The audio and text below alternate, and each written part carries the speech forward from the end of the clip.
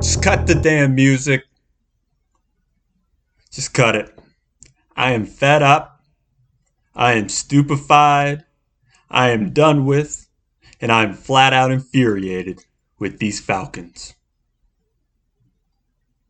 I wake up on Sunday expecting to have a good day, expecting to have a little bit of joy from watching some football. And all I see is incompetence, poor coaching, and an unwillingness to change aspects within your game plan to make sure you can win the game. Welcome to The Slip, an Atlanta sports podcast for the true ATLian. My name is Brandon. I am the host. You can follow me on Twitter at Bardian_slip. And today, I'm not sure how much we'll get into any other sports because I have too much information about how the Falcons are just completely piss poor. They are flat out not fun to watch. And I'm going to tell you why. And by the end of this day and the end of this podcast, I hope that you will realize that it all falls on one person's shoulders. Of course, there are more than one person who is responsible for this, but I can point to one main person who is in charge of one of the biggest downfalls of this Falcons team that absolutely should not be in downfall. I look at these various games that the Falcons have lost this season to where if they would have won these games where they had more than a 90% chance of winning, they would be in the playoff hunt. That they would be competitive and they would actually be enjoyable to watch. But nope. Every single time the Falcons go up by a couple touchdowns in a game, I start getting even more nervous than I was if the Falcons were losing. Because at least if the Falcons were losing, at least I would know that maybe they would not have the heart to come back. Because that is the kind of team that they have showed me that they are. And it's all because of coaching. It starts with coaching. And if they were better coached in certain areas, you would not be hearing how angry and upset I am on this day. It's been a couple weeks since we've had a podcast because I really didn't know what to do. 2 weeks ago, they lose to the Saints, and then they blow out a Raiders team that seems to be going to the playoffs, and then they get outplayed by the Saints again in almost the same fashion that they lost in the first game. They almost had it. But one person is the reason why they didn't. In the first game, you can just look at the offense. They had 83 yards in the second half. About 34 to 40 of those yards came on the last drive where they ran out of time. And that's the reason why the drive ended. 2 out of the 6 possessions that team had in that second half of the first game where they played the Saints ended in negative yards. Overall, in that second half, they had 83 yards. They could not move the ball, and it was absolutely disappointing. Now you could say maybe they had a better game plan on the Saints, and hopefully in the second time around, that things would be a little bit different. But it was the same deal. Matt Ryan had pressure on him way too much to where he was not able to get clean releases on balls. Seemed like he had a good pocket, but it just wasn't the case. And there's a few reasons why. We'll get that to in a second. Here's some other stats from that second game of why this team was not able to win. They were 2 of 14 on third down. That's not winning football. Matt Ryan, a former MVP, got outplayed by a tight end. Matt Ryan averaged 4.4 yards per pass compared to Taysom Hill's 8.1 yards per pass.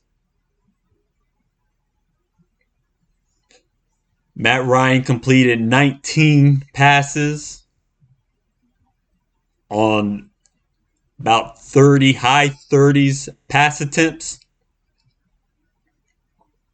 Taysom Hill completed over 20 on less attempts.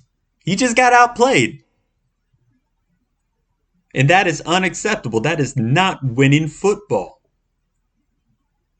And this all comes to Dirk Koetter. Dirk Koetter should be fired. I said this a couple weeks ago to frequent contributor Mike Clayton, that if Raheem Morris had the nerve to fire Dirk Koetter after that first Saints game, I would give him the head coaching job for next season right on the bat. Because at least he's trying to do something. But it doesn't seem like that's the case. They're just going to keep trotting out this guy who does not know how to call plays. How do you have 2 of the top 10 wide receivers in the game and have a below average passing game? How do you have the inability to change up your play calling to try to relieve some pressure off of Matt Ryan? You know, what happened to hard play fakes? What happened to more rollouts to try to give him a little bit more time and try to get him a little bit away from the pressure? The 2 times that Dirk Koetter actually called plays like this in this past game, it actually worked. Matt Ryan had plenty of time. In other instances, when Matt Ryan had plenty of time, Dirk Koetter's route combinations were clearly messed up. On the last drive of the Falcons, or the second to last drive, excuse me, where they got it in the red zone and were not able to convert. But the only reason they got to the red zone were because of 2 amazing catches, one by Russell Gage and one by Julio Jones, who is definitely not over the hill. There were at least 3 plays where I can notice on TV, and it's probably more if you look at the all 22 view, at least 3 plays where there were 2 receivers beyond the 10-yard line that were ending up in the same area. How can a quarterback be successful if that's what's the nonsense that's going on? How can someone be successful if there's multiple receivers in the same area, which means there's going to be multiple defenders in the same area, which means there's going to be areas of the field that are being exploited? And I'm sure if I can notice it, that it happened at least 3 times in that second to last drive. I wonder how many times it happened throughout the whole game.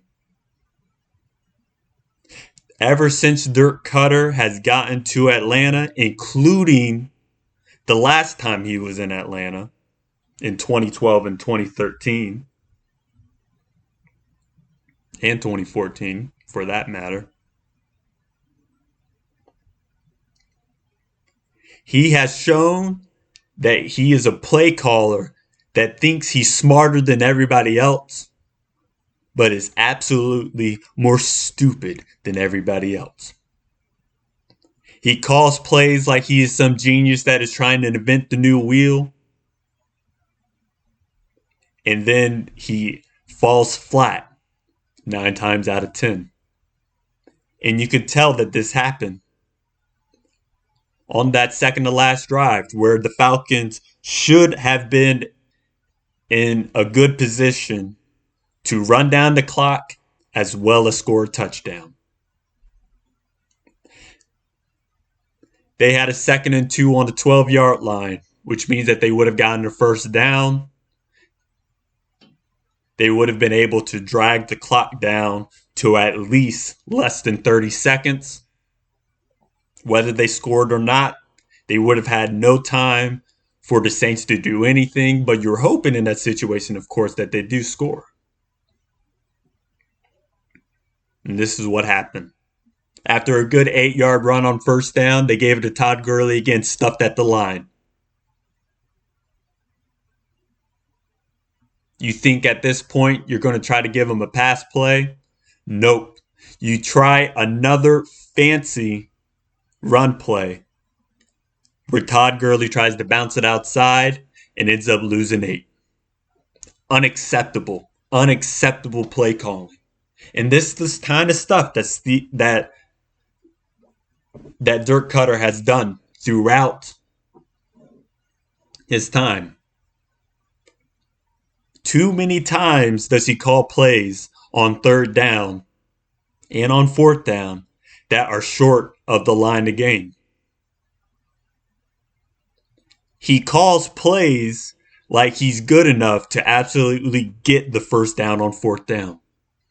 And too many times throughout his time has that shown to be faulty, which puts Matt Ryan in a very, very precarious situation because he's trying to make plays that he can't. Matt Ryan is a very good quarterback. He is a quarterback that definitely has the ability to lead a team to a Super Bowl and win a Super Bowl. And I think he's proven that before.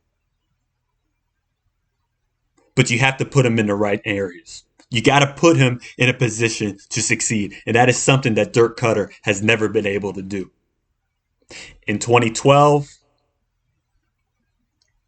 you get the Seahawks game where the Falcons barely won after taking a big lead in the first half. And then you see the 49ers game where they are up 17-3 and end up losing that game because the offense stalled out. You fast forward to this season, you look at games like the Dallas game, which although it did come down to a onside kick, it should have never come down to that. Because there were at least 4 different drives that were 3 and outs on that game where the offense was not able to do anything and they stalled out. Now you look at me and tell me that cannot be play calling. That's not the personnel that's on the field. We have seen what the personnel on the field can actually do. Koetter has shown many times that he is not the man for this job, and yet he keeps getting job after job after job. How can someone fail in Tampa Bay with the offense that they do have, and somehow he gets fired there in Atlanta and Dan Quinn has come over? Dan Quinn would still be the head coach of the Atlanta Falcons if it wasn't for him hiring Dirk Koetter. There is no reason why this offense should be this bad. The last time the Falcons had a bad coordinator like this was probably Mike Mularkey, who was a really good coordinator for Matt Ryan during his first few years in the league. And here's some stats from that. In the 4 seasons with Mike Mularkey as a head offensive coordinator, Matt Ryan was sacked 85 times. In the 5 total seasons that Dirk Koetter has been the offensive coordinator for Matt Ryan, which is not even 5 full seasons yet, he has been sacked 194 times.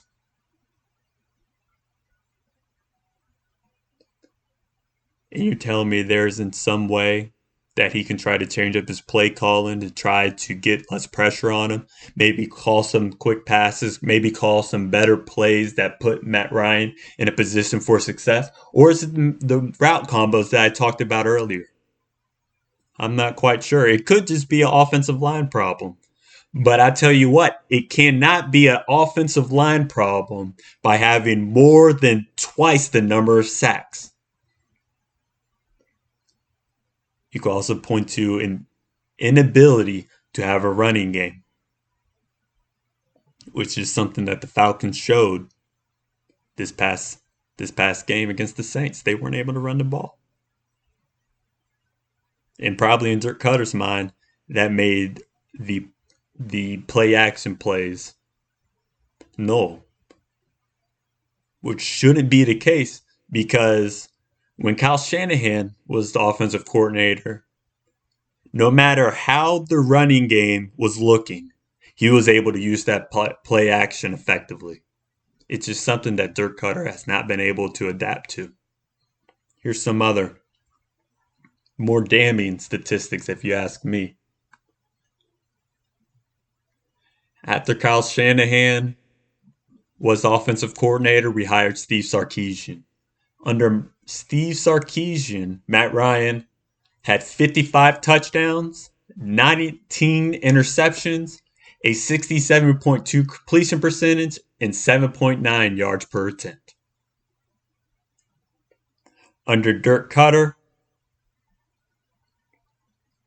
he has 44 touchdowns, 22 interceptions already in less games, 65.1% completion percentage, and 7.3 yards per attempt.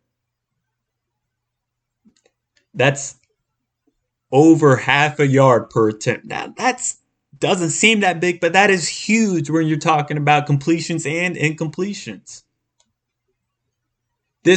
He continues to show in all types of various statistics that Dirk Koetter is not the man for the job and has never been the man for the job. The best head coach in Falcons history was fired because of this man. And I agree that he should have been fired. Because if you hired this man, you should be culpable for your decisions. You're listening to The Slip with Brandon Baird. Welcome back to The Slip, an Atlanta sports podcast for the true ATL, and I'm the host, Brandon Baird. You can follow me on Twitter at Bairdian_slip. This segment, we got some more Falcons talk for you. Because quite frankly, there's not too much Braves talk to get into. We're going to get into a little bit of Hawks talk later, and then we'll get into my final thoughts. But Falcons are in trouble. And we're talking about this offseason. Okay? This is a team that needs to retool, not rebuild, because they honestly do not have the caps. They are not in the cap position to rebuild fully. There's going to be too much dead money if you try to trade away some of these pieces, and I think some of these pieces should be Falcons for life. And maybe that's the Atlanta fan in me talking, but that's the way that I think things should go. That's how I would run an organization if I were a owner or general manager of a team. People like Matt Ryan should be a Falcon for life. People like Julio Jones should be a Falcon for life.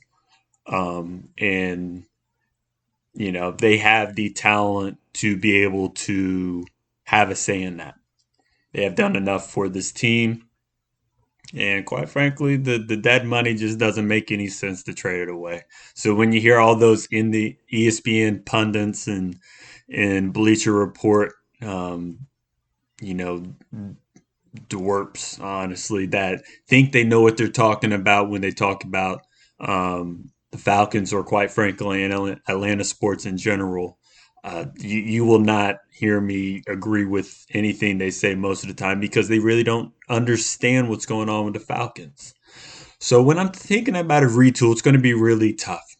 And it may take a couple of seasons where if you have a really, really good draft, meaning an A-plus draft in the first year, meaning the 2021 season, then you may be able to have a playoff team. Right now, I think that this team does not have the talent to be a playoff team. or at least consistently play like a playoff team. And next season, maybe a little bit of the same because from my count, we have five different starting positions that need to be filled. And when you're in a situation like the Falcons, you cannot and probably should not resort to free agency. Free agency costs too much. It puts too much of a hit on your cap. That's why the Falcons are in the situations they're in now because they tried to go out and think that they were one piece away every single season, thinking they were that one piece away. And then you get to a situation where they are now, where it's like we were never really one piece away, and now we're five pieces away for putting out a competent team. And when I was reviewing this, these are the five starters that I think, or five starting positions that I think we'll need.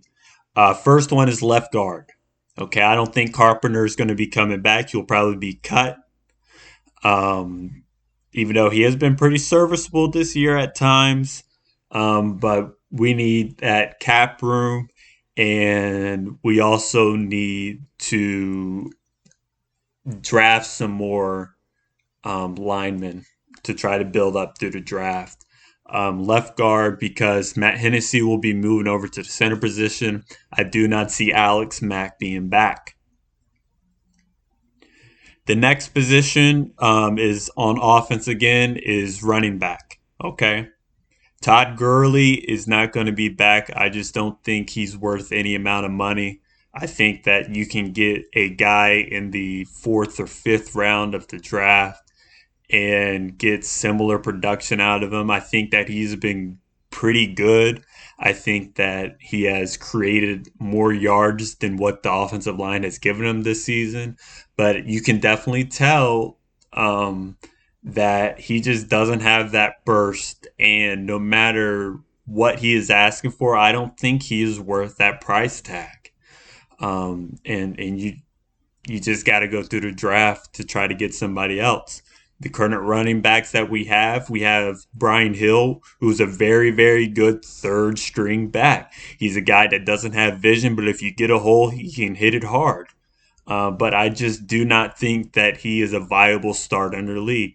Another guy, Ito Smith, he's often injured and he's more of a third down back. I think that he can be explosive at times, but if you try to get him more than 10 touches in a game and you just start running him through in between the guards, I just don't think that he can be as effective long term as you'd like. I think he's a very good running back, but I don't think he can have that sustainability that you would like out of a starting running back. So that is another position that I think that you need to go through the draft with. Now, when we look at the defensive side, that is where the other three positions are. And the first position that I'm looking at that needs to be satisfied is defensive end. This is a position that has plagued the Falcons for at least 8 seasons, and that is because ever since John Abraham was let go, the Falcons really haven't had a sustainable defensive end, a guy that actually rushed the passer. You know, you looked at Attack McKinley and you think maybe he can provide it, but he was inconsistent and often injured. And you look at a guy and Vic Beasley, who led the league in sacks one year, you can say half of those were because they came off of poor right tackles, which is, times when you're supposed to dominate. But 6 of his sacks that season came in 2 games. And a lot of them seem like not sacks where he actually beat the tackle, but because the pocket was just collapsing and he just happened to be the guy there. It seemed that any defensive end in that position, if they were in on that play, on how that that play went, seemed like they would have gotten the sack anyway. So in terms of Beasley actually being a guy that can make sacks, it just didn't seem like that was him. Dante Fowler has not been that guy this season. He's also been injured, but he just has not looked that good. He has not looked consistent. When you sign a guy like that, I think you should reasonably expect 10 sacks. We'll be lucky if we get 5 from him. That's unacceptable. So we're still looking for a pass rush. It was scary when the Falcons drafted him because one of my worries was maybe he just was able to get the amount of sacks that he had last year with the Los Angeles Rams was because of Aaron Donald. And you're seeing that with Leonard Floyd this year. So many people are able to benefit from Aaron Donald being so good on the interior that when you take that away, it's not there. Now, we do have a really good interior defensive lineman with Grady Jarrett. But I think it's safe to say that Grady Jarrett is no Aaron Donald, and he doesn't demand the same attention that an Aaron Donald does. And we're seeing that with Dante Fowler this year. The other position that the Falcons need is cornerback. I don't know if Darqueze Dennard is going to be back. I'm not sure if the Falcons will be able to sign him next season. I'm not sure if he's even going to want to be back. But one thing that we do know is that Isaiah Oliver is not going to be a starting cornerback. So who else do you have? You got to go out and get somebody. And that's up to 3 positions, maybe even 4 people that you need out of the draft. And you know that that's so tough to get. The main thing is you're lucky if you get 2 starters out of a drive. Or out of a draft, excuse me.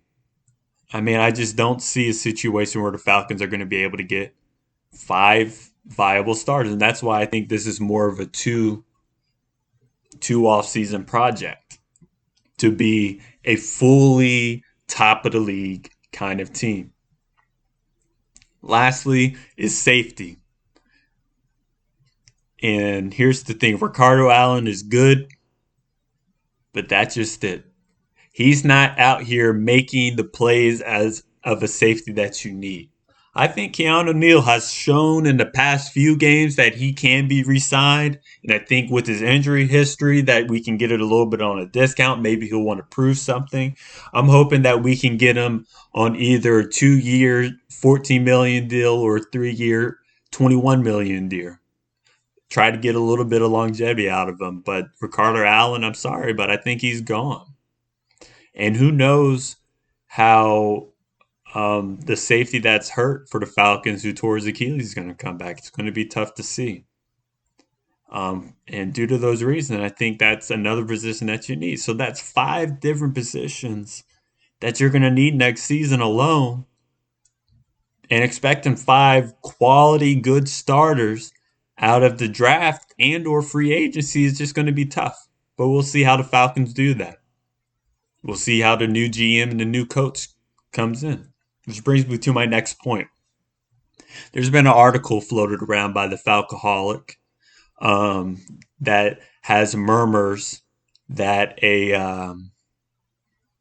that certain head coaching and general manager coaches and candidates will not like the idea of Rich McKay as the president of operations of the Falcons. And I just think that's nonsense. Rich McKay was here when Dan Quinn was hired.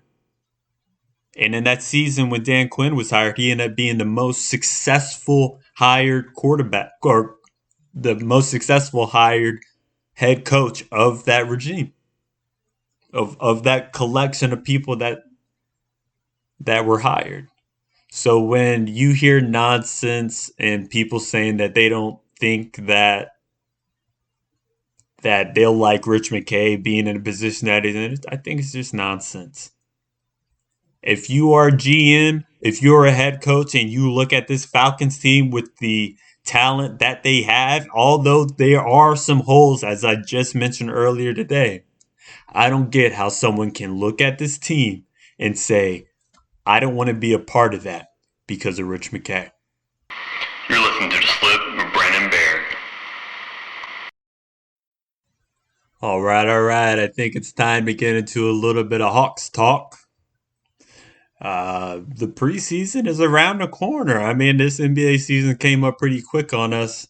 But with everything of the season being delayed and everything being moved back, negotiations for having a 72 game NBA season this year, and they're only releasing half of the schedule up front, and then we'll see. We don't know if there's going to be fans, and there may be fans. There's not going to be fans for the first couple of weeks. Some teams aren't having preseason games. Some teams are. It's just going to be an interesting season, and I really hope that the NBA has learned from the NFL and MLB on what to do and what not to do. Because as much as I want to see sports, I hope that we can all see sports safely. That is the most important thing to me, and that is something that I really, I really hope that happens. I'm a public health professional, and some of the things that some of these leagues are doing, I think, are just inappropriate and inconsiderate, and just all about the money. But these teams have always been about the money. So that if they're going to keep doing what they're doing, I just hope that they're able to go about it in the correct way. Um, but not to get too off a tangent, I just want to do a little bit of an off-season review of the Hawks.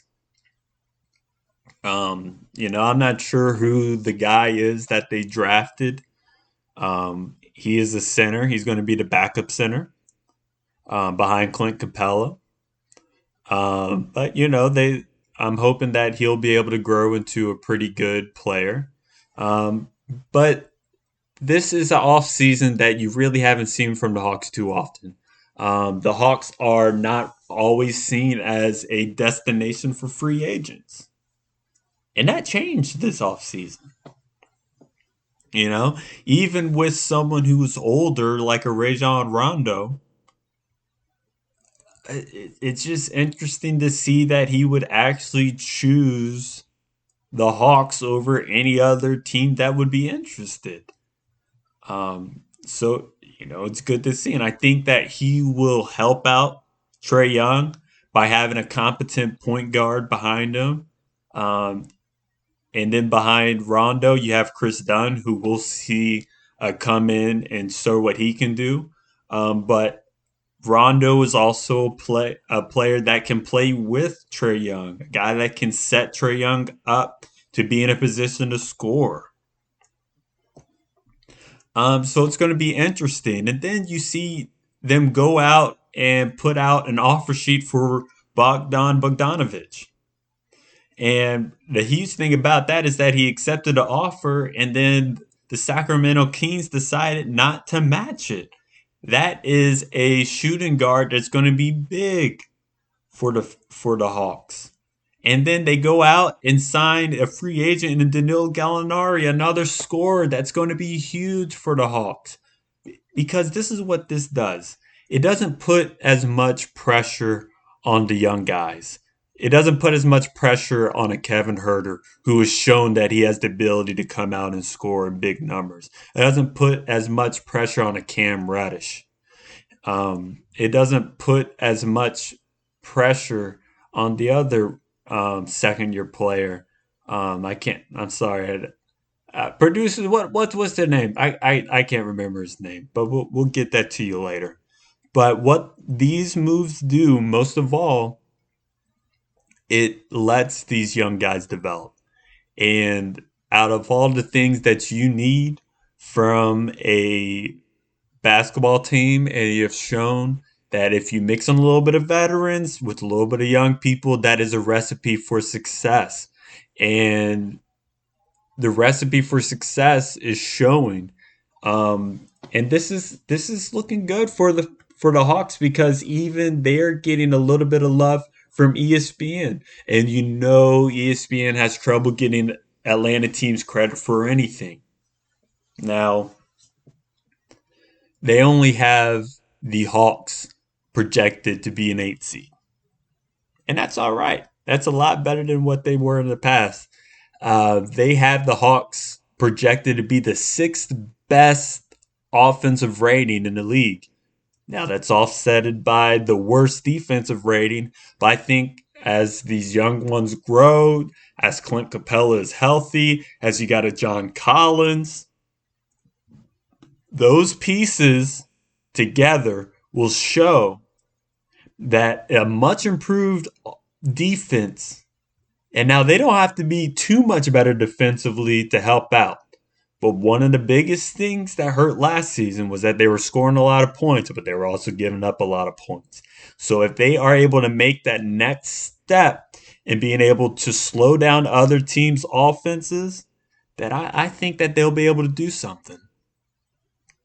Now, with some of these proven players, like a Gallinari, like a Trey Young, like a Bogdan Bogdanovic, like a John Collins, who has proven himself to be a really good player, that if you combine all of those, that I do see a floor as an 8 seed for this team. I think it would be a disappointment if they do not make the playoffs this season. As, I mean, most of the teams do make the playoffs in the NBA. I think it's generally disappointed, but even with these signings that they made and the progressions of these players, I think this is a playoff team.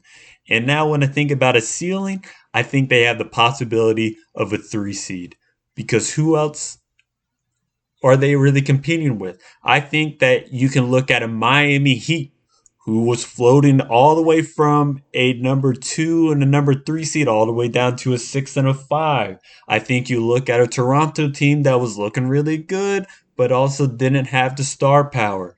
I think we don't know what the Brooklyn Nets are going to do. We do not know what Kevin Durant is going to look like. We do not know how Kyrie Irving is going to look like.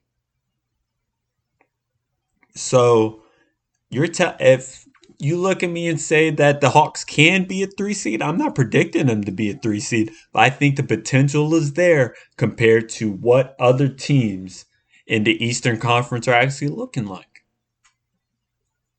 And when I look at these teams and I look at the Hawks and how they have gotten a lot better and how these other Eastern Conference teams really don't seem to have looked like they have gotten that much better, that really shakes up the table a little bit. So this is how I get my prediction of the Hawks may definitely making the playoffs and maybe even securing home field advantage in the first round. You're listening to The Slip with Brandon Bear. It's time for my final thoughts. And this week's final thoughts is about Rob Manfred. And my question to him is, does he actually want to make baseball better? The news out of baseball, in Major League Baseball, is that there is no new news. We don't have any updates about the collective bargaining agreement. We don't know how long the 2021 season is going to be. We don't know if fans are going to be able to be in the stands. And the biggest non-news of them all is that we don't know if there's going to be a universal designated hitter. Now, National League teams are advancing in this offseason as if there is not going to be a universal DH. But this shows once again that Major League Baseball and Rob Manfred at the head of it is always behind in this season decision making. This is going to affect the players. Yes, it will affect the teams too, but most importantly, they will affect the players. Because players like Ozuna, who was possibly an MVP candidate and maybe the number 3 hitter in the National League is still unsigned. I don't get how baseball can continue to advance when there's big names on the market that continue to be on the market and may be going into the next season on the free agent market because teams do not know the rules and refuse to pay for a player without knowing the rules.